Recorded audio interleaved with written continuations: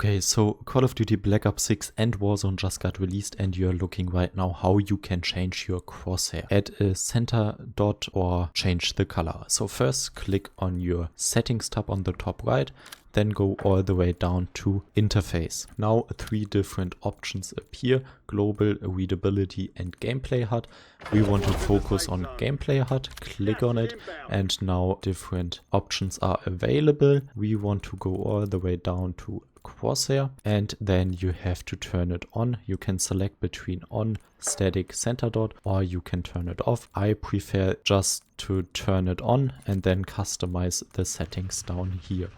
Click on show more, and now you can add a center dot manually. Select the scale of the center dot. On default it's small, then the larger one, and then the largest one. Down here the crosshair spread, turn it on or off, and the opacity of the crosshair. As you can see, you can just use the slider to lower or higher the opacity. Down here you can change the crosshair color as well. So right now it's on red. You can just use the slider again, set your saturation and the brightness, or even insert a hex code.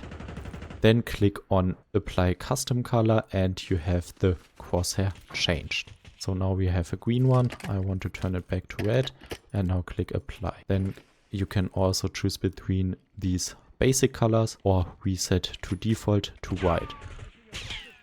Down here you can turn on the hit marker visuals or the damage based hit markers, and down here you have widget visibilities, weapon informations, equipment, player and streak toasts, and so on. I hope this video was helpful for you. If you have problems to hear steps in Warzone, click on this video right now and it will get fixed in a few seconds.